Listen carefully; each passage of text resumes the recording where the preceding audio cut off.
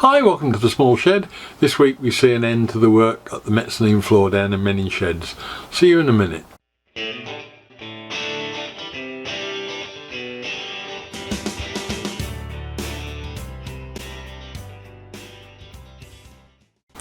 Now this saga's been going on for 3 months now, I think, and we haven't been spending a lot of time down there, but it has obviously taken a couple of days a week out of my times for doing anything at all in the shed, so it's in some ways it's good to see the back of it. So we'll pick it up where we left it off. I think I've just about got the stair strings in, ready to start and get the staircase in, so we'll just run through what we've done to take it right through to completion. So first off was to get some of the old suspended ceiling out of what was the old office come kitchen area that we'd still left in place, so that I could get a bit of access to get this staircase lifted into position, because it wasn't something I could do on my own, and it really required me waiting until a suitable Friday when there were at least 2 other able-bodied people there, which is a sign of the problems with age, and people at men in sheds, you know, a lot of them have got medical conditions. They can't lift, they can't climb, all sorts of things like that. So it was a job to find 3 of us that had got enough energy to lift the staircase into place, never mind anything else. But we got that cleared up and made it ready and dropped it in one Friday, which allowed me time then to just fix it.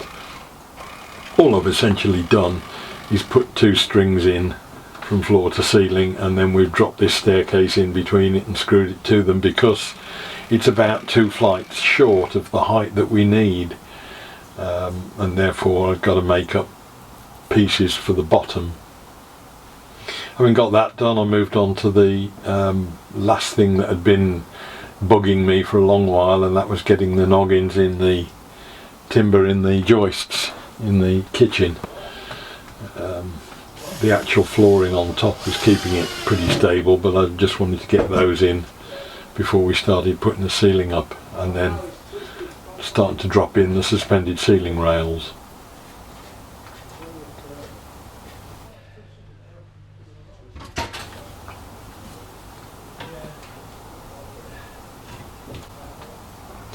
I'd had some experience of the suspended ceiling before, when we did a similar sort of job on a much bigger scale over at my Model Railway Club over in Warwick, and I sort of learnt the art of clipping together suspended ceiling. It's only like Lego, it's nothing particularly difficult about it, it's just a matter of getting the levels right and clipping it all together. And the more you get it done, the more the whole grid becomes self-supporting and self-leveling and everything else. So, another good day's work. This whole suspended ceiling is now gone from this area. It's opened it all out, made it much more usable, a lot lighter. Staircase has gone in, and apart from the bottom 2 steps which are still missing, it's now solid, safe, and we've got a good access up to the top deck.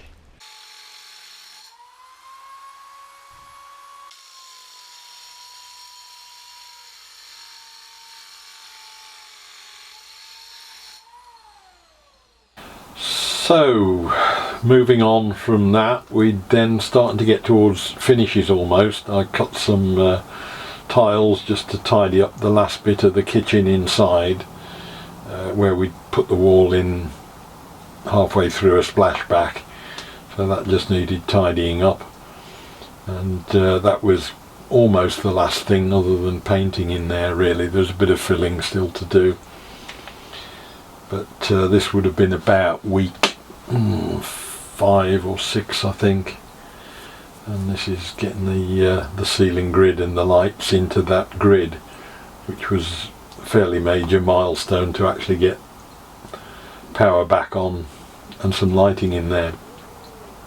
When I say week number, bear in mind that these are, we were only there on a Monday and a Friday. There were two gangs keeping apart, and it isn't even a full day's work. We were working sort of roughly 10 till 2, so it wasn't a huge amount of time in all of this. But it was great to get the actual power on and the lights on in there. And then start and drop the ceiling tiles into place.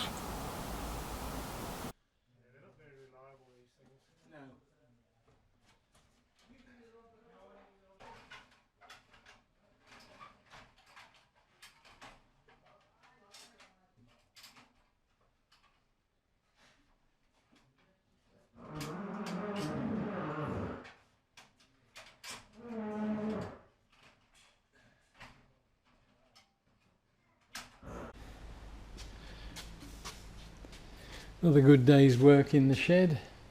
Inside we've now got lights, and we're getting the beginnings of the ceiling fitted.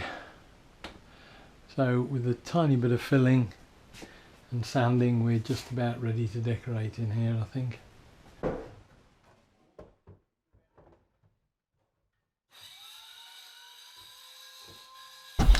Then really all I'd got to do was finish off the staircase. By this time most of the other guys there were sorting out benches and layout in the shed to get it ready to open again. We'd more or less got all the timber out of the way, and there wasn't a lot else for anybody else to be doing. I put a couple of bottom treads in the stairs with a pair of old window boards I'd got left over. Just tidied up and put a bit more filler into the walls. One of the guys came in who was a decorator, and he did the wall painting and skirtings and architraves for us. So that was one job that I didn't really look forward to.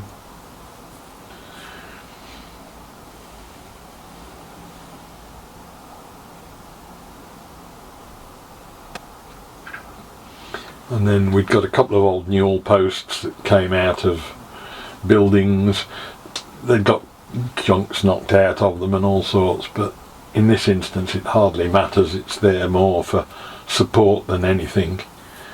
So I've just screwed one of them at the top, one at the bottom, and put a handrail and an intermediate or two in on the way down, just to keep it tidy. And we put a handrail up around the top deck so that hopefully nobody's going to fall off while they're up there.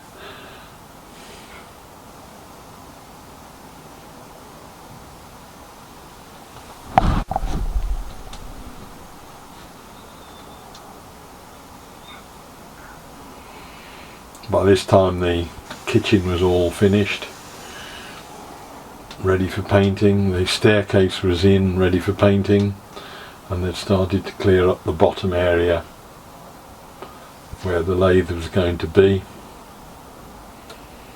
So I just finished off doing some bits of trim on the staircase to try and make a sowsea look like a painted sowsea at least. I've just cut some laminate panels from some flooring we'd been given to do the uprights, and I've just painted all the strings and treads. It's not desperately serviceable, but again, there's not going to be a huge amount of people going up and down the staircase anyway. It's more for access to large lumps of timber that we've got to sort out. But most of the nasty bits of the staircase were just then covered up and clad with the leftover bits of laminate flooring, really. So here we are, 12 weeks on from when we started, and Mezzanine Sheds is back open and in business. We've got, the kitchen is now pretty much finished. There's a bit of snagging here and there, a few odds and sods to tidy up, but they'll just be done in normal Menin sheds time, but that's now done. The main workshop area is like it's never been before. We've got individual workstations with screens between them and tool racks for each station. We've put the lathe in its own enclosure now, which has now got all its dust extractors and everything in there, and we've got a space now that people don't get walking behind you when you're trying to do something on the lathe, and we'll be protected. We've still got to find a home for some of the junk. We've got 4 bandsaws which I don't think we really need and things like that, but we will be getting a cull on those at some point. And we've still got to deal with that upstairs area that needs some sort of clearance. Staircase is in and finished as far as it's ever going to be, given that it was a bit rubbish in the first place, but it's now there and working. And as usual, whenever you get an area, it gets filled up straight away, but we are starting to just get some order into this to get sheet materials in one area and all of the large timbers stacked up, and the logs for turning are all, and reindeers are all being sorted out, but at least it's away from the main workshop. So all in all, a successful venture. I think it's made a huge difference in opening up this area to get somewhere to spread into, and it's made a difference getting rid of all the timber out the corner of the room there. And this morning I finally managed to get a start made on putting the Land Rover back together, given that that's also been probably 9 months at least since it's had any work done on it. So we're starting to get somewhere with that as well. So that's it, 12 weeks on. It's freed up a couple of days a week of my time now, so that's been good. It's also been interesting to see the dynamic of 8 or 9 guys working on something that they've never done before. I mean, this is bank managers, journalists, we've got an electrician who obviously knew his way around, so that's helped. But basically nobody much knew a fat lot about what they were doing, and it seems to have worked all right. There has not been one word of dissent or problem at any time throughout. When you ask people to do rotten jobs like bagging up the insulation that's creating clouds of dust that's been there for 10 years or so, never a murmur. So it's been a pleasure to do. I felt slightly uncomfortable sort of effectively bossing around people that I wasn't paying or anything, so it was a new experience for me as well.